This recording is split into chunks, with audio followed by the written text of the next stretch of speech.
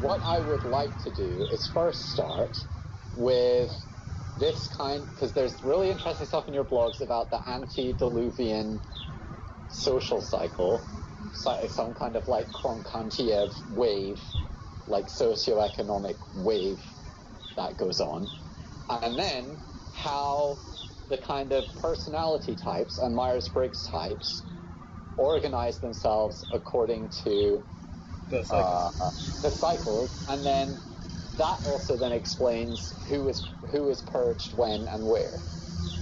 So this is an interesting topic because we got into it a bit last week in terms of ENTP, ESTP. It's probably a bit ESTJ, ENTJ as well. Mm-hmm. Totally agree. So let's just discuss this like in a little bit more of a detail. So on your blog you have your Overwatch theory, which you just completed with your Alchemist post, which I quite enjoyed. Let's start with Alchemists, because that's quite interesting. So you said Alchemists are defined by a certain set of characteristics and how they think, and it's almost like a certain kind of sadism as well. So do Alchemists exist as a Myers-Briggs type, or are they sort of super Myers-Briggs? Do they exist outside of that? So the distinction between an Overwatch type and, say, a normal sort of personality typing system is that the personality is defined over time by the function it serves in a scaled-up society. So if you have some sort of pyramid dominance hierarchy type of setup, like in the Hindu caste system, over time people are going to develop personalities. So you know, the selection of that system is going to sharpen the personalities which fulfill those roles best. Mm-hmm. And alchemists are like that in the sense that what we're describing here is somebody who runs the central bank, essentially, and the sort of personality that a person who is good at surviving monetary system cycles, when you change banks or you change the currency over, the sort of person who... Go ahead. I would like to expand upon this idea, because for me, money is a kind of social signaling system. So it's like it's a subset of semiotics, which is about signaling and signs within society. So to me, these people are very aware of like sort of generally information people and how people interpret the signs and signals around them and language. So it's almost like a cross between an economist and like a Noam Chomsky and like some kind of mind reader, or some kind of like very good like chess poker player, like strategist. Yeah, that's a really good distinction to make. Because we aren't talking about your typical accountant here. We're talking about someone who understands money at a fundamental level and doesn't think about it the way that other people do. It's one of the characteristic traits of someone who's extremely successful, is that they, you know, are different.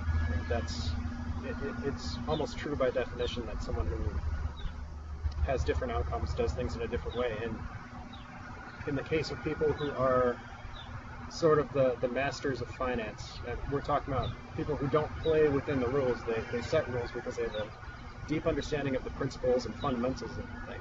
And money, like you're saying, is fundamentally a signaling system. This is why Mises' criticism of the socialist commonwealth hinged on the pricing question, because pricing is fundamentally semiotic activity. Yeah, same with Hayek and his capital investment triangles. All that good stuff. So, with that being said, what kind of types in your Overwatch are, or in this sort of Edenic theory stuff, are sort of prime candidates to be alchemists at any stage? So let's just take, let's just say overall, generally. So let's not say particularly now, or particularly in future, or particularly in the past, but sort of are all around the thing who could be an alchemist at any stage of the thing, or maybe to put it better, like Rothschilds are probably, they've lasted for probably thousands of years. People say hundreds, but they probably go back earlier than that. There's probably like mini alchemists who do a similar thing, but they're more like hobbit alchemists or like elven alchemists. I don't know. So they're not like Sauronic overlord alchemists. But break down the kind of key personality traits that these people present, and then what kind of, are they like Neanderthalish, Star Childish, Melanish, like some kind of mixture of them? So I'd be interested to know your thoughts. Okay. That's a tricky question. I could throw an answer together, but first I want to talk about some of the underlying mechanics here. Because one of the answers is that an alchemist is going to have a high associative horizon. But you start falling into necessary but not sufficient categories. So let's say somebody's got an IQ of 100 and an associative horizon well out on the right tail of the distribution. They're not going to be successful at much of anything, and they're also not going to be like a lower level alchemist because the system is They're sort just of going fractal. to be like quite dysfunctional, basically. So you need to have a convergence of factors, like Nikola Tesla, because he had the high associative horizon, also high IQ, and lots of other factors, and they all came together, and then that made him into a superhero. But if you just have I guess what you're saying is, the less of all the factors together, the more dysfunctional they are. So like John Nash was like a dysfunctional Nikola Tesla, which kind of sent him a bit crazy, but he could still kind of come out with something. So yeah, just so we understand what you're saying. The blender barn has come to find me, so let me know if the background noise gets unbearable. It's okay. What are they blending today? Grass? Yeah, they're blending grass, and then they're kind of blowing it all over the place. So actually, it's much closer to the Soylent Green scenario right here. Okay. Well, Anyway. this is the future. We're moving into the future at the speed of light, Ailey. You can't stop it from happening. We just have to adapt. And Soylent Green is a necessary but not sufficient condition for world peace. I mean, you have to recycle. You can't have world peace when we all just accept that we are all to be fed to one another and we aren't more valuable than that, then people will just become so numb that they won't fight anymore. They won't fight for anything, and then perfect world peace will be achieved in the kind of Orwellian proletariat. There you go. Just remove all value from human life entirely, and that way there's nothing to fight about. Yeah, absolutely. Why would you advocate for yourself? Why would you advocate for somebody else if they have no intrinsic value whatsoever? They basically are like grass in the field to be cut or allowed to grow as aesthetics demand. So with that being said, let's not get too angry now. We're only like a few minutes in. You were speaking about something. Blackpilling our way to world peace. Yeah, we got off track. So yes, associative horizon. So someone with an IQ of 100 with a broad associative horizon will probably come across as some kind of strange psychotic wearing a tinfoil hat living in his car or something like that. Right. So someone like Terry Davis might have personality characteristics which you would think of as being alchemist-like. But he's not an alchemist of any sort. And even if you take the fractal model of the Overwatch theory, which is sort of implied within it, that because I came up with it by observing the dominance, basically. You have an alchemist on the one hand who might be somebody else's peon. If you're talking about dominance hierarchies which are interlinked to create the big one that everybody cares about on the world stage, because let's face it, that's where the money's at, that's where the action's at. Okay, yes. I hope that all made sense. Yes, So, it does. So the Overwatch is like Fractal, and there will be a self-deluding demagogue ordering around a sort of lower order petty alchemist at every stage until you get to the giant satanic temple in the sky type of a thing. yeah. So, but even taking that view of things, Terry Davis is not an alchemist on any level. All right, so now I have to answer the question: what are the personality / Edenic types which are predisposed to become alchemists? And this goes into something that I've been discussing with Consuelo lately, which is what is Spider-Melon even a real type? And I think the answer is no. This is something that we've hypothesized. The word is conjectured. We've conjectured that there is another melonhead type, which is very rare, which has a bulbous head. So, it's both wide and tall, and the point where it's the widest is much more toward the top than with Neanderthal, where it's toward the bottom. It's described as on bottom. And the personality features that would be predicted by that would be the high associative horizon, conscientiousness, and intelligence, which are the major components of genius as described by Paul Koyman. As well does that as, not describe, like, owl melons as well? It does, which is why I think of what we then think calling spider melons as being just the much more true to type owl melons, where other examples of owls which don't have all the features would just be degenerations from that, deviations from the actual archetype, which has the bulbous Because that's like parietal lobe. Who's the wheelchair guy who's on the TV news programs in America? Stephen Hawking? No. And he has a big bulbous head, and you took his Krauthammer. Yeah, Charles Krauthammer. That would describe him quite well. He is a very good example of an owl melon, but his head doesn't bulge laterally. It's only very tall. So you would expect him to be laterally. Okay, I'm gonna make a bet on my reputation here that if you look at it, it does. It might just be his hair, but anyway, okay. If we could find an example, and if you could post that on your blog when you post this up, of this arch owl melon type, I think that would be quite good. I can throw one up, and I already have one in mind because I was just talking about this in Consuelo. There's a guy named, I believe, Bill Cassidy, who is a senator. I gotta make sure I got that right. This guy is the best example we have to date of somebody who displays all of the traits that I'm talking about. He has his head is very wide at the top. It's tall, and he also has some interesting facial features which fall sort of halfway between owl and snake, which suggests something closer to the original type, and the assumption being that the other types degenerated and devolved from, the original. So let me throw you a picture here.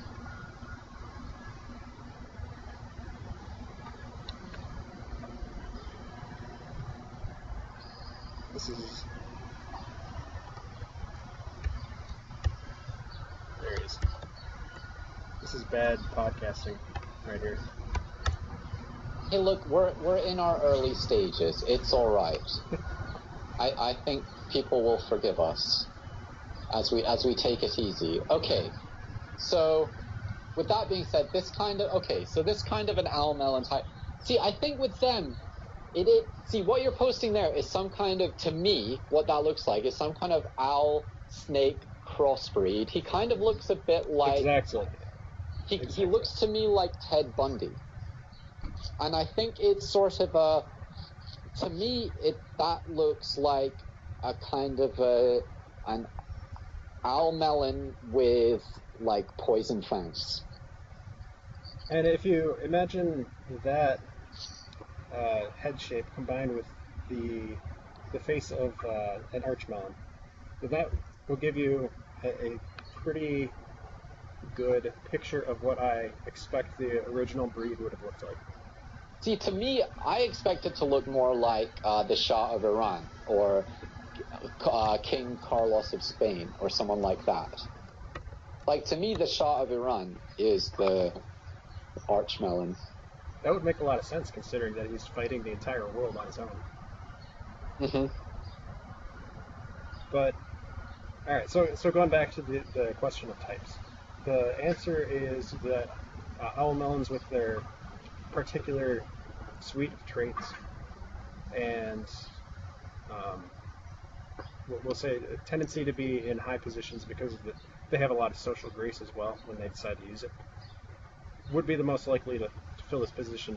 And of those, what we had been calling a spider melon as a sort of possible thing to explore in the future, those are the truest of the type.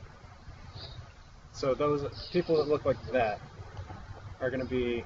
No, I got to back off a little bit here. Because what you find in the highest levels of power, especially... See, I think what you're showing here is some anti-melon racism. Because I think these people are capable of doing what you're saying. I look at that guy and think... he looks sort of venomous, and it looks like a venomous nocturnal creature that flies. Like some kind of arch vampire, maybe. But okay, to me this represents a phase. We're starting to get into the phase space of potential alchemists. Okay, that being one possible thing. But something like the Shah of Iran is a potential alchemist to me. Someone like Hosni Mubarak with the big pointy head and the kind of archmelon features. Someone like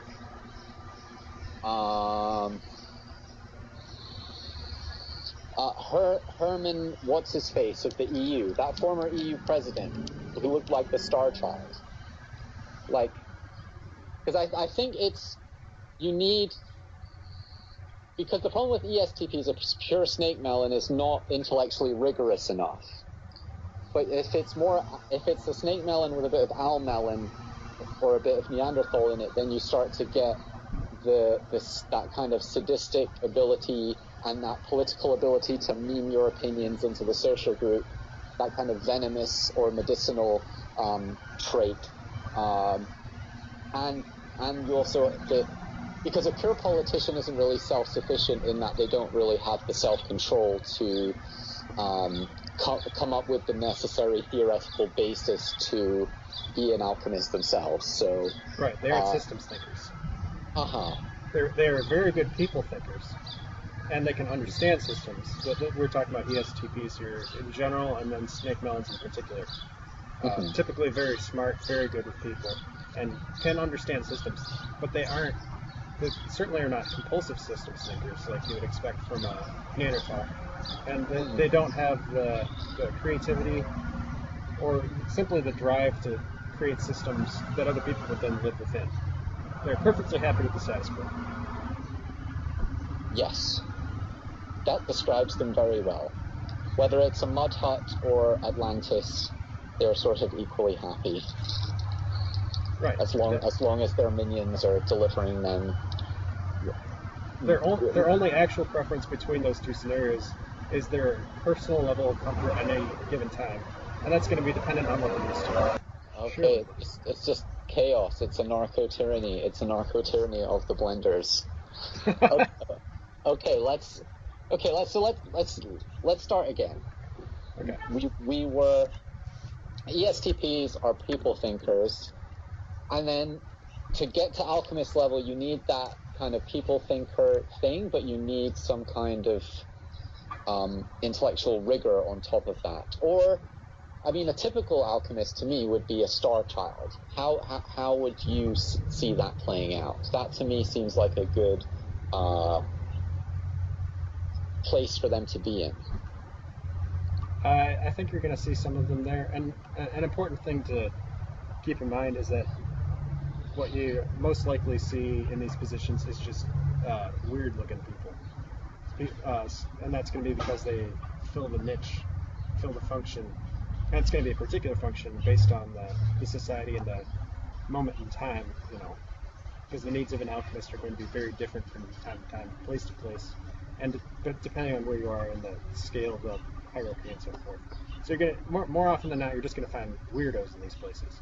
But Star Children, well, obviously are weirdos to begin with, and also very intelligent, very good at adapting to any sort of position where they can exploit their intelligence. So they're going to be good in this sort of situation, especially when it calls for managing a smallish group of very high-performing politicians. So yeah, absolutely, you could find them there. Okay, so that's a good place to stop. We can revisit this topic at a later time. I think it's interesting. We can look at who is deeply influencing the politics at any one time in future, look at their Edenic profile, and we can get some sort of sense of where the fate is taking us. So with that being said... Oh, you want to go back to the cycle? Let's talk about the cycle, and where do you think we are now? Because to me, it seems we're seeing some leading indicators of outburst behavior, and that we've reached, in some ways, the end of an age of decadence. Would you think the age of decadence has further to go? And say Kanye West, for example. To me, that's an outburst in hip-hop, which is, like it or not, quite an important social thing in America and around the world. And you got Kanye West coming in and just throwing a grenade into the whole thing. Donald Trump as well, Nigel Farage. So over the past couple of years, Brexit, we've had like quite a few kind of, to me, leading indicators of some kind of outburst scenario. What do you think about that? I agree entirely, and I'd add to what you said about Kanye and rap culture and so forth, because it's important to remember that the fundamental form of political activity is gangs, men forming gangs. That was the point of Jack Donovan's book, but he sort of stopped there, because what you see in gangs in established societies is that these are people who have fundamentally detached themselves from the legal system, the organization, the moral strictures of society, and they're engaging in their own economic activity. You know, they have their own culture, their own language sometimes, we'll say dialect. And, you know, they sell drugs because that's profitable, but they're effectively breakout cultures within these scaled societies. Sometimes they're allowed to run themselves, sometimes not. It depends on what sort of government they're operating within and how much trouble they cause the people around them. But these are legitimately subcultures within that exist apart from the society they're around. That's why they're required to commit crimes, is so that they can't go back. There's a certain amount of trust that comes with that.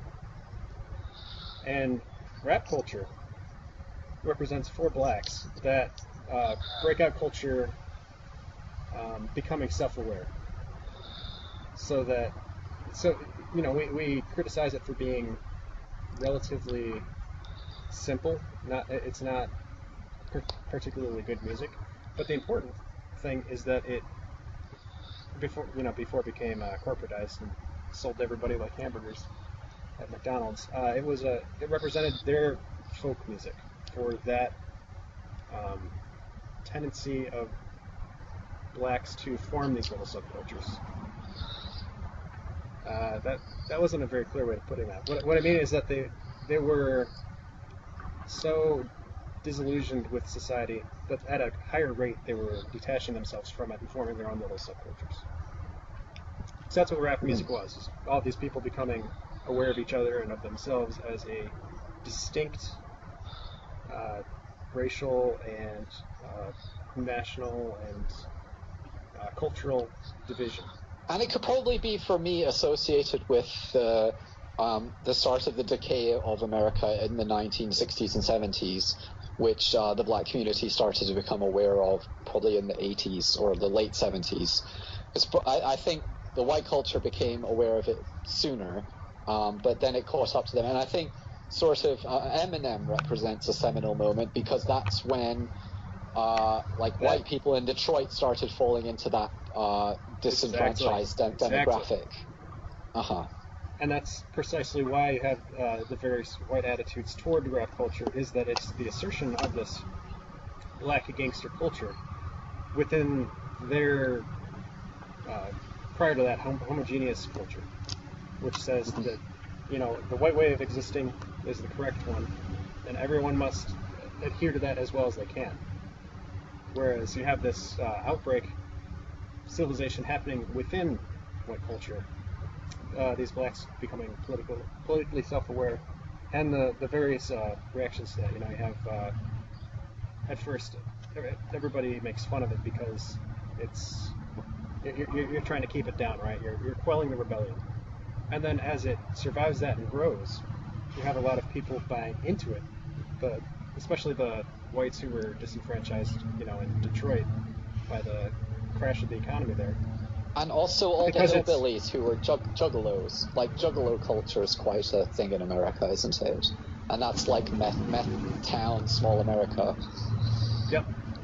And, as it reaches, it's now the popular culture at large, and part of that is because the Jews are trying to destroy white culture entirely by promoting this as an alternative. But the reason it catches is because it's virile, it's masculine, it's assertive, it's like Trump. This is why white people, especially in the lower parts of the economic spectrum, like Trump, is because he represents the statement, it's okay for us to be alive, it's okay to be white.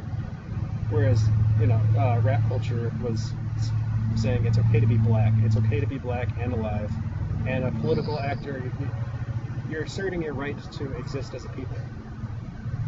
And that was very attractive to a lot of white people, especially as you're getting into the early aughts, because white culture wasn't allowed. You weren't allowed to have any culture. And so they jumped onto that bandwagon. It makes perfect sense. So it seems now that we're actually, black people are allowed to be artists, they're allowed to be bipolar, they're allowed to have their own opinions of slavery and what happened in America that's sort of free from the prevailing women's studies view of the past. It's absolutely anti-feminist, which is one of the criticisms that the dominant culture thinks it matters to bring to bear on the alt-right, which is so this hilarious. So this is actually quite an interesting confluence of factors. So you have rap culture, which is very kind of patriarchal, male provider, gangster culture, that is coming from Kanye West and from Kim Kardashian. And it's because, when presidents bring celebrities into the fold, it's to kind of mean, you could almost, Trump could be sort of an alchemist, and Kanye could be a sort of politician that he's promoting to spread a sort of a meme of black people where it's it's okay to be different, it's okay to question what you've been told by the establishment. You don't have to kind of meme the prevailing white liberal culture in order to get your gibs. You can actually go out and make it on your own. You can be a business person, an artist. Look at what Kanye's done. To me, that's kind of what's beginning to happen. And also Trump and even Trudeau and even some of the more kind of naff liberal ones are giving these talks now about it's okay to go out on your own, it's okay to go take the difficult path, make the difficult decisions, it's maybe not going to come to you in your 20s, but take the tough choices now and take the path less traveled, because we need the creators now. So it seems to me that even Justin Trudeau is realizing how messed up Canada is in a lot of ways, and even he's saying to the kind of fat tails of the thing, you need to go out and go explore and do your Magellan thing, and go and so that being said, this to me is sort of the hard, when even Trudeau is giving these kinds of speeches echoing Trump, Macron as well is giving speeches like that in France, that we've kind of hit a hard wall in terms of all these kind of economic factors of economic decay, urban decay, social decay have hit such a high level in society now that even kind of mid to high level Vashias are starting to really feel the burn.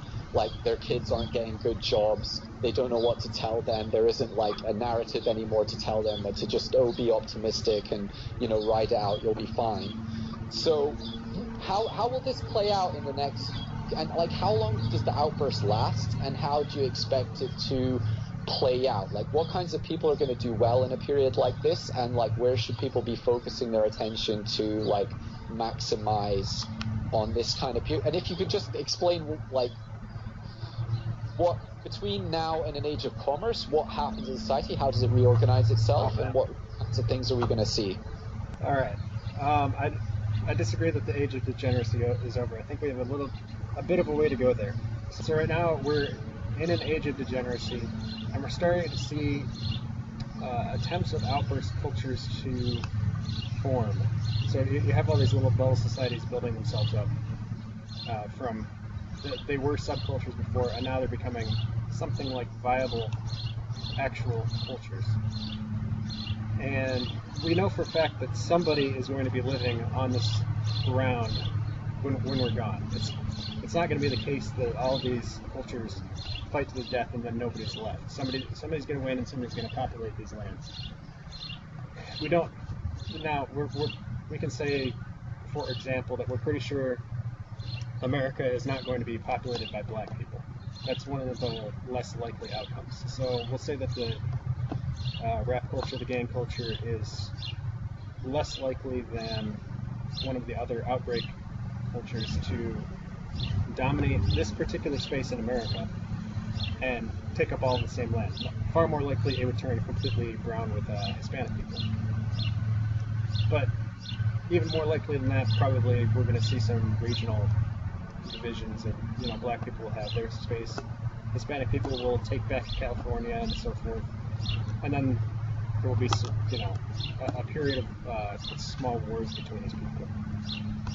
So what you're going to see though leading up to that is a lot of people becoming anxious about the loss of the parent civilization and forming these little subcultures, because you got to take that risk in order to have a viable outbreak of your own.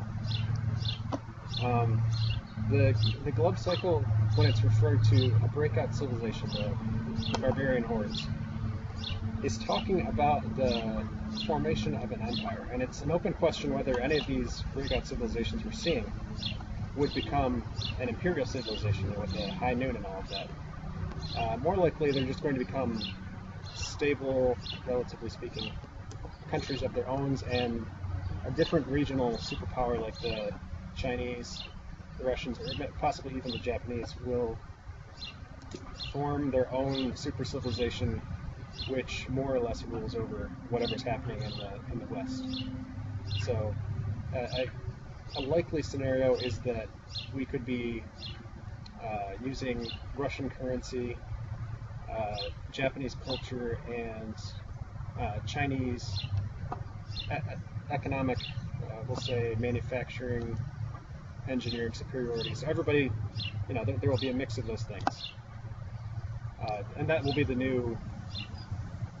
Those regional superpowers will then compete to become the next imperial superpower, which rules the earth, so to speak, in the way that America has been doing, and previously England did. In the meantime, people who are going to do well in these breakout civilizations are going to, there's going to be a mix. You're going to have strong leaders and then also strong followers, which are going to have very different characteristics. The strong leaders are going to be have strong entrepreneurial streaks, so that they would have been business owners, CEOs, and so forth in a healthy society, but in a dying one, they're going to be looking to start tribes instead.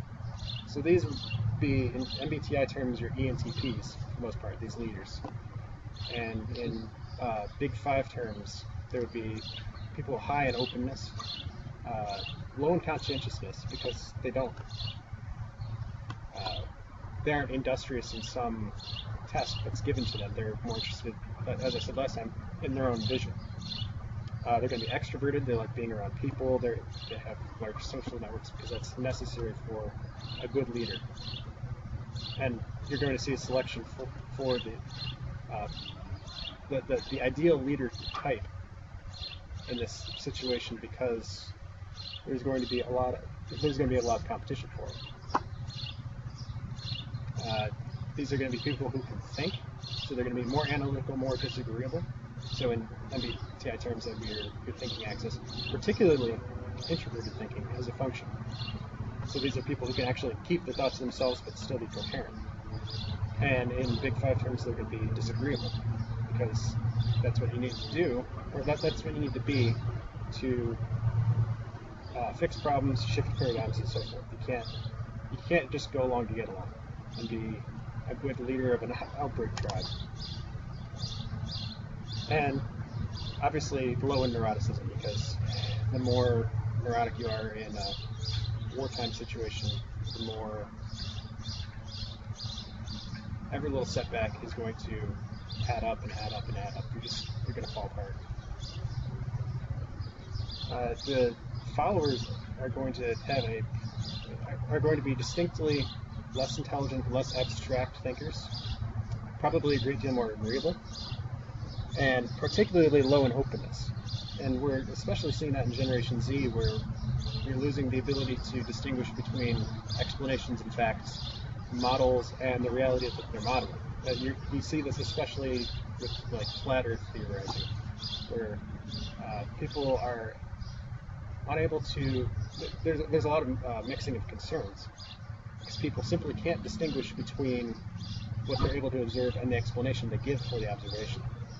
There's no discussion of that whatsoever.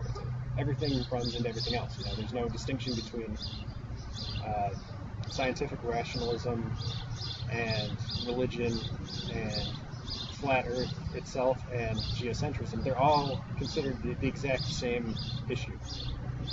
Instead of things so they're part of like a wider force. So I guess during a more stable time, people can sort of pick and choose, and then it's more important to be discerning about how you start, because once you're in it, you're going to have to be highly conscientious and quite industrious, because you're going to just have a normal job, because everything's sort of so stable. You have your 30-year job, so it's quite. But during an outburst, when everything's sort of exponentially changing all at once, that amount of discernment is valued less, and it's more just sort of a gut feeling on what you go with. It's more about your selfish gene just being totally a part of your libido and you just sort of running with it. Is that a good way of describing it? Yeah, and I would distinguish here between the followers and the leaders, because the leaders absolutely must have good discernment, and that's going to determine which tribes survive to a very large extent. But for the followers, absolutely mixing concerns is the right way to go, because what we have done previously is to sort of separate behavior and thought into different categories, which is good if you have we'll say the leisure time to break everything into little categories and analyze them separately, versus what we're looking at in the future is you can't do that. You have to just act. And it just has to be good enough. You win some, you lose some. That attitude is going to become the difference between life and death.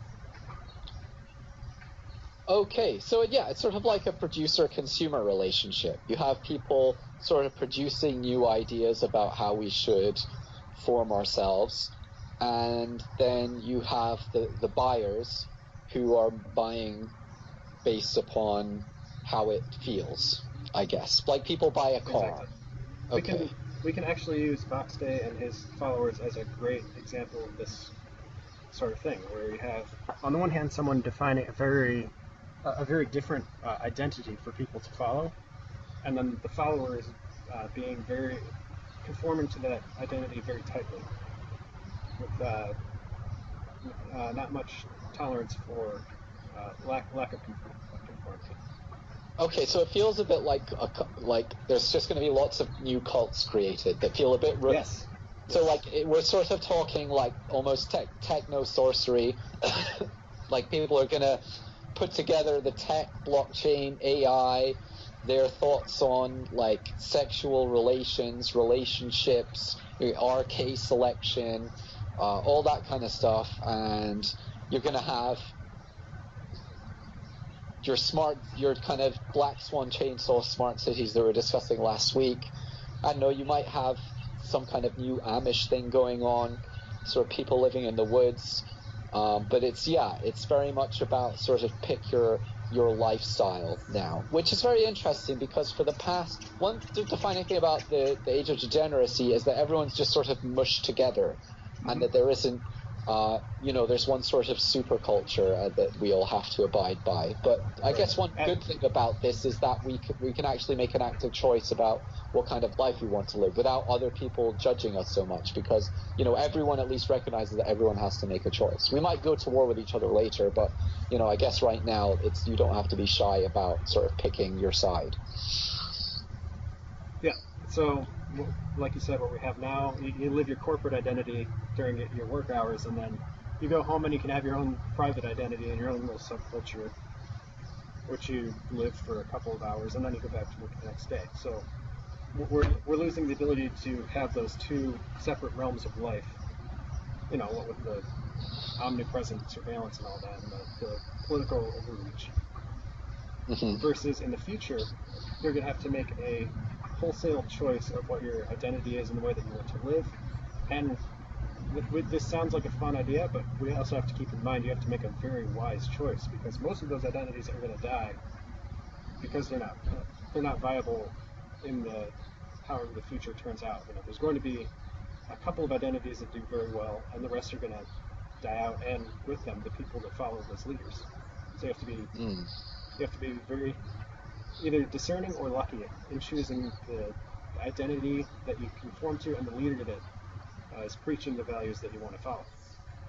Okay, so in terms of followers, I would just like to say that now is probably a good time to read up on your Buddhism or your Quran or your Bible or whatever sort of religious doctrine you follow. If you're agnostic, then maybe read them all. But now is and read up on the tech, because I think the tech is going to be quite a defining factor how you view the tech should be used. I mean, we were talking in a joking way like last week about how the people are going to be grown in plastic bags by the AI hive mind queen consciousness in the smart cities and all that kind of stuff. But that kind of stuff is a possibility. So you kind of have to think, all this blockchain tech, do you want to choose the people who are going down the sort of mark of the beast path? Or do you want to choose the people who you're using tech as a way to sort of enable you to live your life? And if you go down the mark of the beast path, you can probably make billions and billions of dollars, but will you be free? Will you be free to make your own decisions? So for me personally, I think the people who making the best choices at the moment are kind of top tile developers who get really good at some kind of code craft, get in the top 3%. And then they're charging themselves out, working anywhere in the world from like $100. And this TopTal don't sponsor me or anything, but if you can open your laptop and earn $100 an hour, 50, even 30 or something like that, be growing your own food, you're getting into robotics, getting into the guts of AI in order to be able to make your own decisions and not just being a consumer of the tech being sold to you, which I think a lot of the people developing the tech actually have very malevolent intentions. I think now for both followers and leaders, it's important to read up on this stuff. What do you think about what I've just said?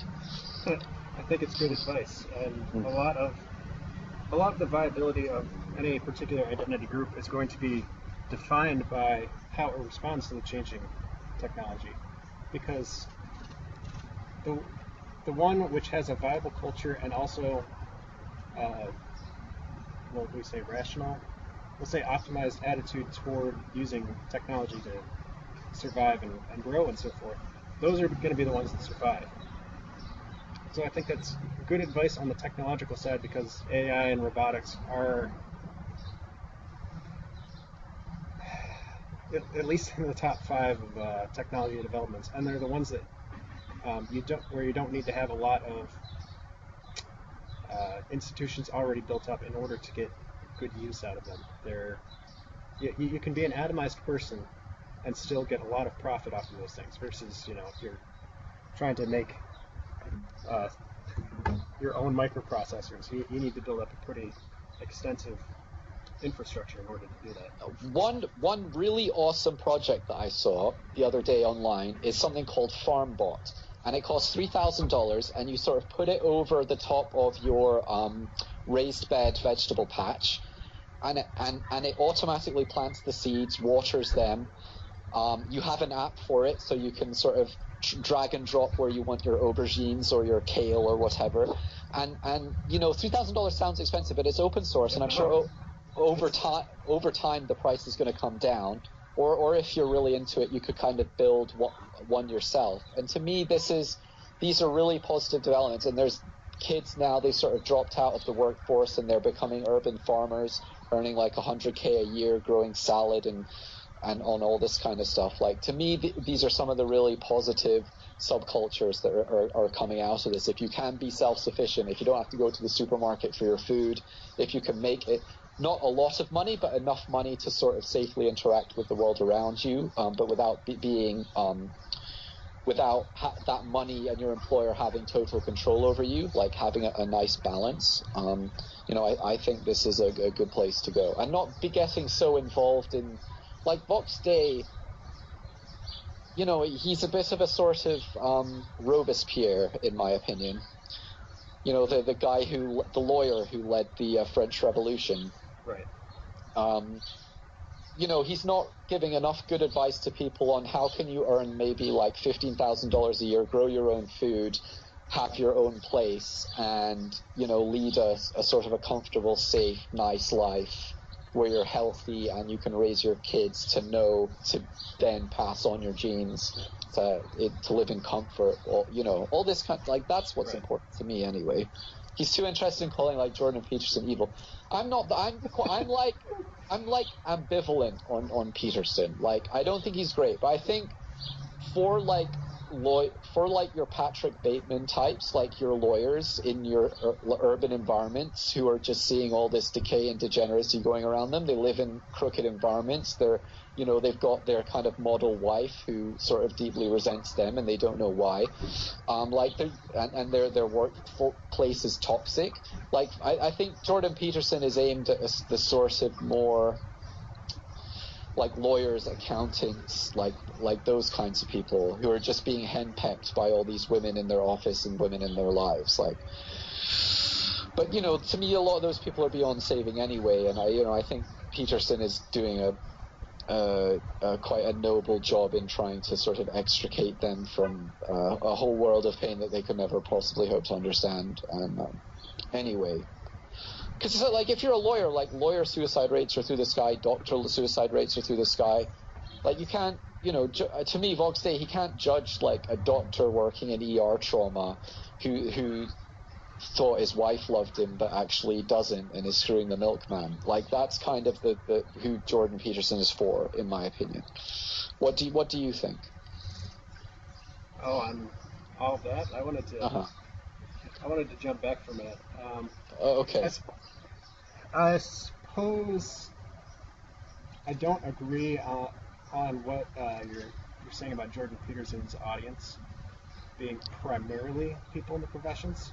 I expect that that's a significant minority, but not.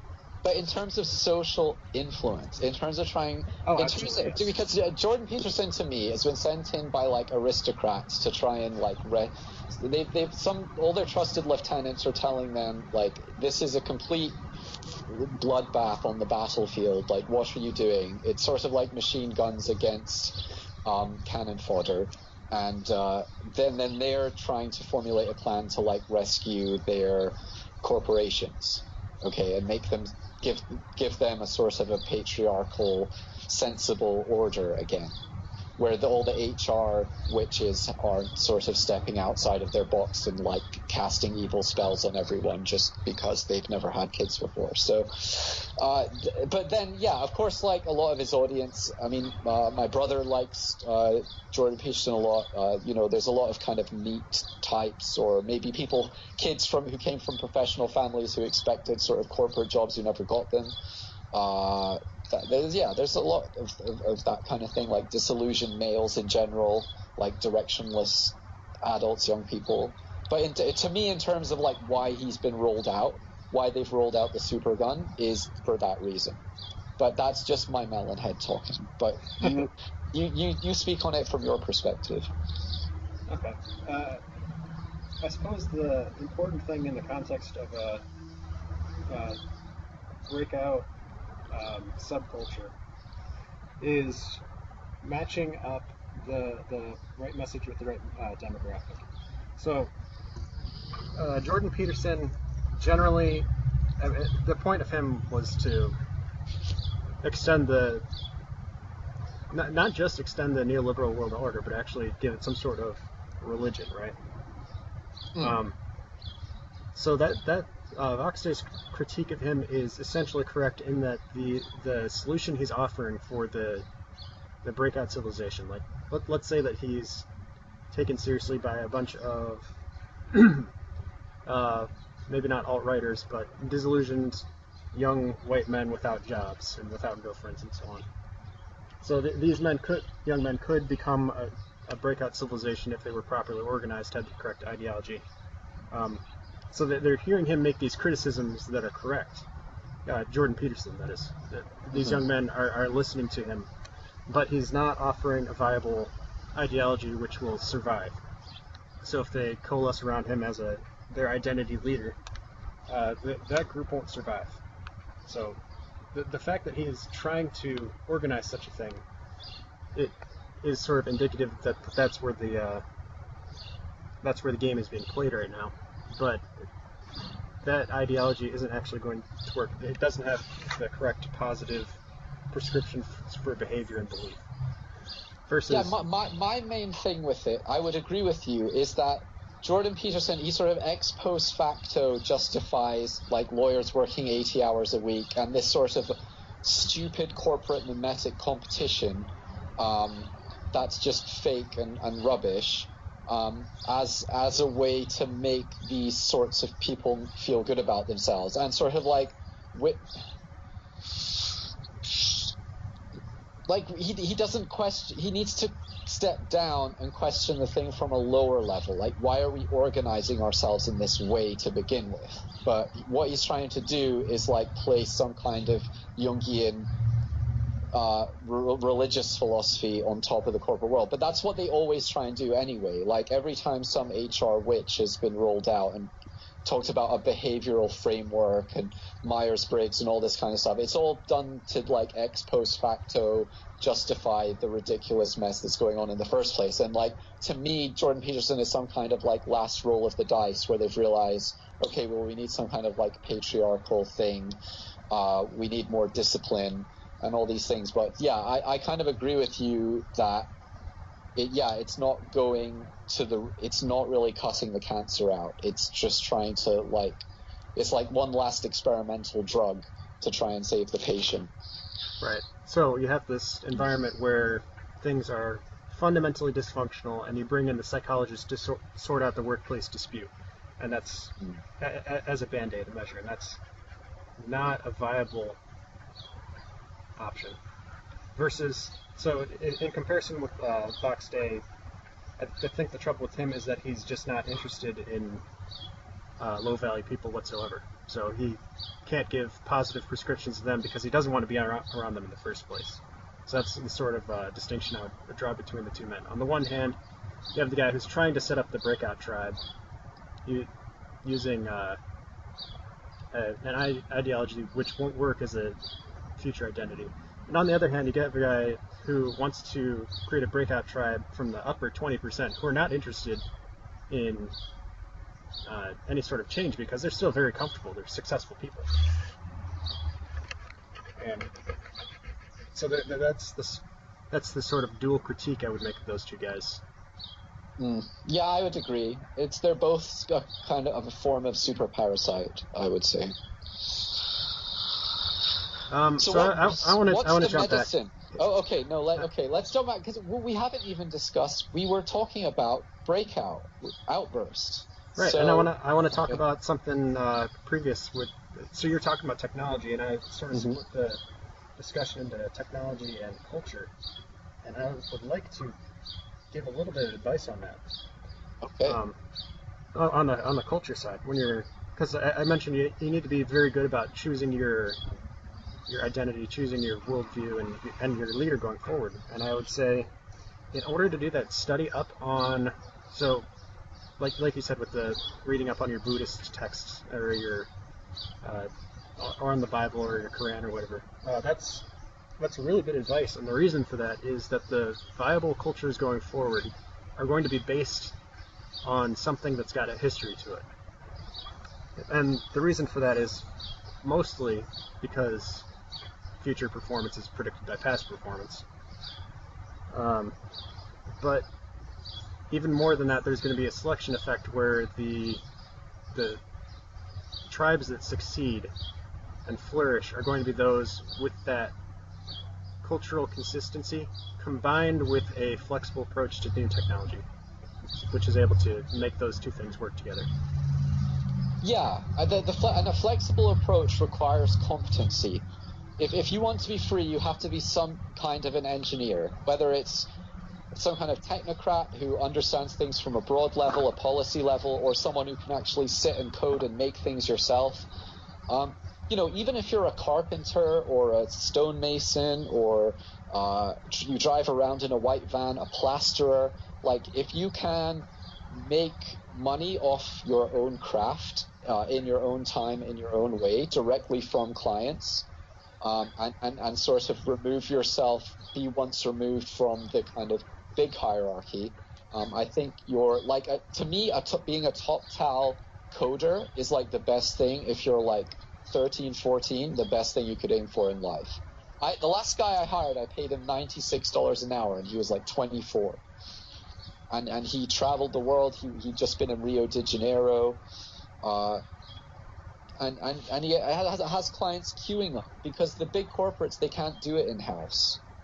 They can't do it in-house, and they can't physically employ competent people because competent people are too much of a threat to the terrible hierarchical structures that they've made, which are just sort of an extension of high school and university student politics. So, being that competent guy who people can turn to when they really need a problem solved, whether you call it an assassin or a mercenary or Jesus being or Jesus was a carpenter, that's a good place to be with a good spiritual understanding, not this sort of new age mumbo jumbo nonsense where you sort of treat spirituality like some kind of pick and mix of sweeties and I don't like the licorice ones but I really like the strawberry ones. No, you have to kind of find something that's very holistic, that speaks about both the good sides, the bad sides in life, teaches you discipline, teaches you not to overextend yourself, teaches you to be personally responsible. I think anything that does that, you can't go too far wrong. So Islam, Buddhism, Hinduism, Christianity, maybe even some kind of Platonic ancient Greek kind of a thing could even work. I gotta disagree with you there because it doesn't have the recent history to it. I mean, you can't point to a culture which has been existing for 200 years up to now, which has been based on the Platonic, we'll say Hellenism. You would have to recreate that, and that's not a good idea in a time of extreme selection. You need something that's tried and tested, and people are going to be able to organize around, who are agreeable, who are into things that already work. But I also think that there will be some fringe people who want to see this as an opportunity to express their sort of artistic creative abilities. But what they shouldn't do I think like Vox Day, Jordan Peterson's a bit guilty of this, is like cherry pick certain bits of certain things and then ex post facto fit them into what they want as an extension of their own ego. Like, we should be careful about doing that. But yeah, pick something that has a history to it. Probably just the bigger, the less modern relevance it has today, the greater the risk that you are taking. But by the same token, I think Aristotle, Plato, Diogenes, all these people, you could do a lot worse than that. You might say it might not work. I think it has an okay chance, but you're taking a bigger risk if you go with something like that. I think you would have a better chance in terms of survivability trying to create a white Islam. A white Islam. Yep, because there are workable cultures that already exist on Islamic principles, and you could basically copy and paste. It would be like there are a lot of things that would go wrong there, and you would have a lot of special considerations. But I mean, it's not the worst you could do. Chechnya is still a country, at least. I can picture some kind of like white AI Islam, where you have some kind of like pyramidal smart city, and all the third wave feminists like bow to the AI hive mind consciousness 5 times a day. Like, but I wouldn't choose that. But I think there'll be people trying to make it happen. But don't go down that road, is all I'm saying, because it's not going to end well. So anyway, Age of Commerce. Let's talk about the Age of Commerce a little bit. Like, once the outburst is done and the kind of Hobbesian war of all against all has been resolved, and you kind of have your more stable society, like, where's this going? What's the end game of this? Assuming we don't nuke ourselves or any of that kind of thing, what happens at the end? Well, the Age of Commerce, it selects for conscientiousness mostly, because once the new dominance hierarchy has been established, there are new systems, there are new rules that you can adhere to. You're going to have selection for people, so this would mean people are going to be more adaptive, who are better at observing those rules and absorbing a lot of them. And so what you see there is a shift from leaders who are ENTP to leaders who are ENTJ. Okay. People who are maybe not as high in openness, but much higher in just simple being able to follow the rules out of a book. So in the same way that we solve technical questions these days, not by like learning anything about the subject, you bring up a web page that gives you 10 points and then you follow the list, right? Uh-huh. You're going to have people who become leaders who follow a checklist to do that, or at least a great deal more so than before. Like, so that's going to be an ENTJ personality, and this is when you start seeing engineers versus visionaries making it to the top, and particularly people who manage engineers. So that's going to be your Henry Ford types. Yeah, exactly. Not a nice dude, but undeniably effective. And I think he was nice. I mean, he could look at that dude's face in any given photograph and know that he's not nice. But my opinion on Henry Ford is that, I mean, well, look at what he did for wages. Look at what he did to Detroit. I mean, people were being paid, like, he elevated wages by 10 times. Okay, and then he got pissed off at all his workers' unions, and he discovered things about the nature of people that I think poisoned his outlook. But, I mean, say when he was very nice to his engineers, actually. He was very trusting. He put a lot of faith in them to come up with the solutions. But I think towards his, like, frontline workers, he did rule with something of an iron fist, because he was less...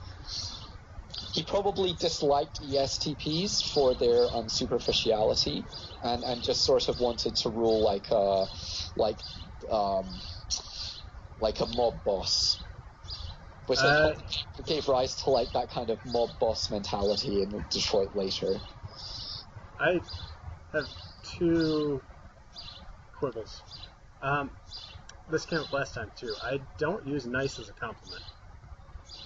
Oh, don't you? Okay. I Then don't. let's In make fact, this distinction.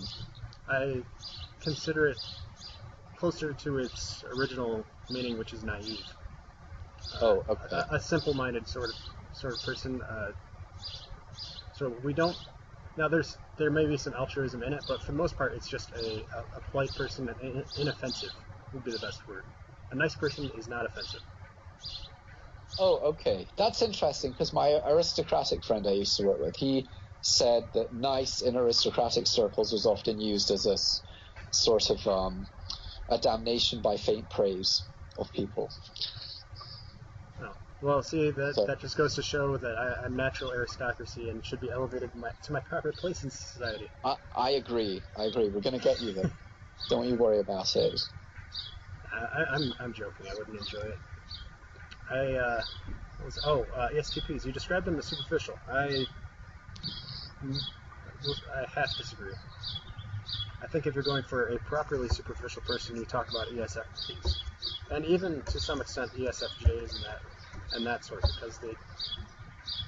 But an ESTP is generally very observant, very smart, and the fact that they don't talk about their inner thoughts doesn't mean that they don't have very logical systems that they build up inside their heads, like ENTPs, INTPs, and ISTPs.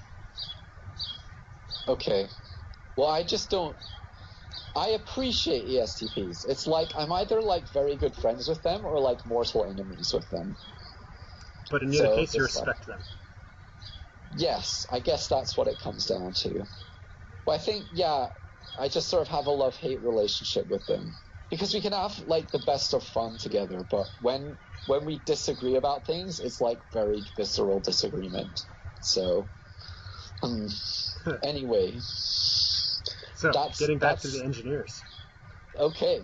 And the age of commerce. Uh-huh.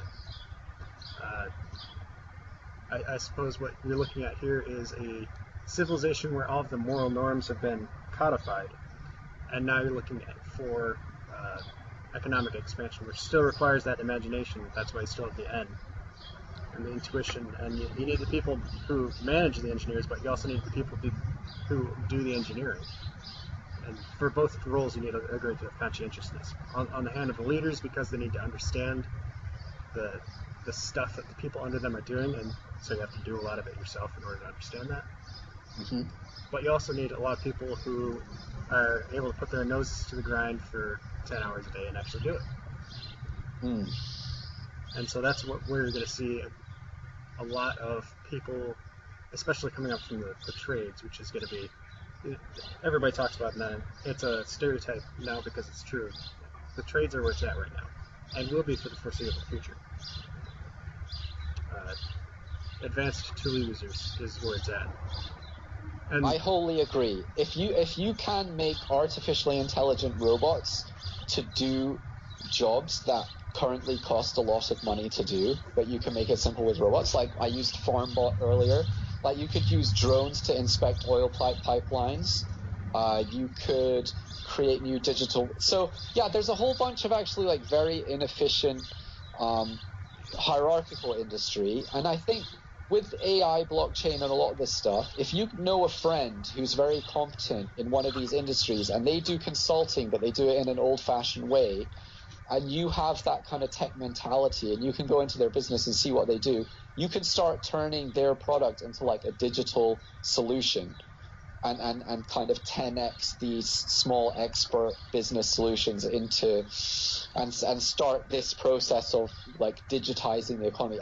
To me, I think that's where I'm trying to position myself currently, is to be this kind of digital transformation guy, but not in a LinkedIn superficial, I'm a certified TEDx speaker, visionary person, but where you actually know the business and you know the tech and you can build it and you have a good connected, good network of good technologists and coders who can scope out problems, build them, and things that really make things 10 times better, where you can make some kind of royalty, some kind of passive income off the solution.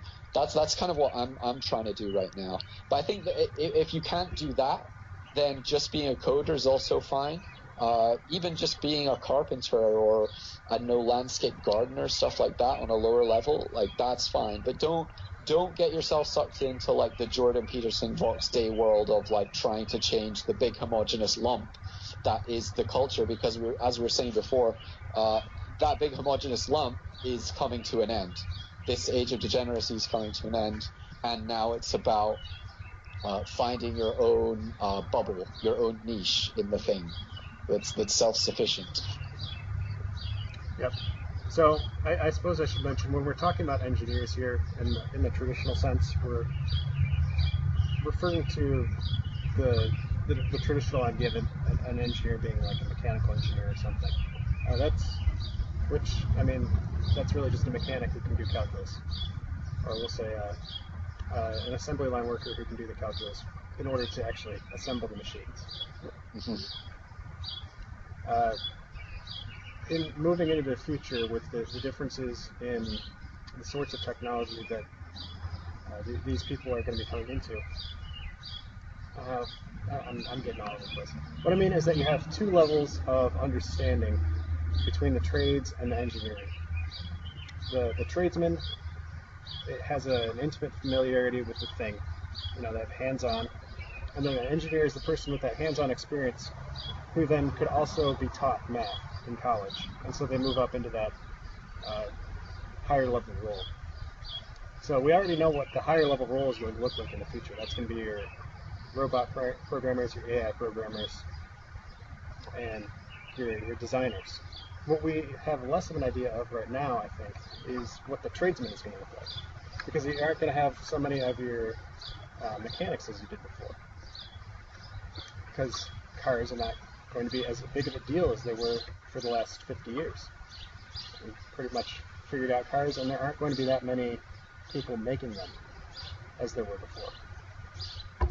The same is going to be true for...